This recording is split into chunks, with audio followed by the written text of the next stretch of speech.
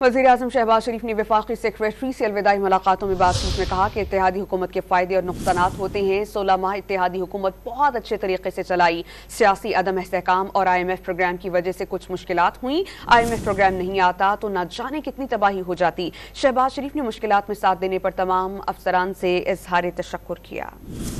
Coalition government के अपने advantages भी होते हैं और डिसएडवांटेजेस भी होते हैं। मैं समझता हूँ कि बहुत अच्छे तरीके से कोलिशन चलाई गई और म्यूचुअल कोऑपरेशन के साथ, मुशावरत के साथ थी कि अगले हमें वो कह रहे हैं कि वज़ीर-ए-आज़म आप हमारे भाई हैं, पाकिस्तान के अवाम हमारे भाई हैं, हम हर चीज़ को तैयार हैं, फिजिबिलिटीज़ आप लेके नहीं आते, आपको हम ऑफ़र करते हैं, उसके ऊपर काम नहीं होता।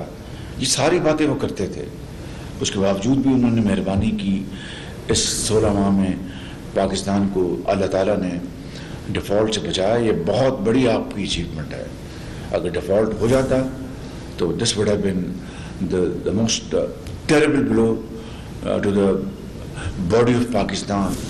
बहुत शुक्रिया अदा करता हूँ आपको सबका, फ़र्दन और इज्तिमान, कि आपने मुझे हर लम्हे पर आपने गाइड किया, आपने कोऑपरेशन की, मामलात को हल करने के लिए रास्ते ढूंढे।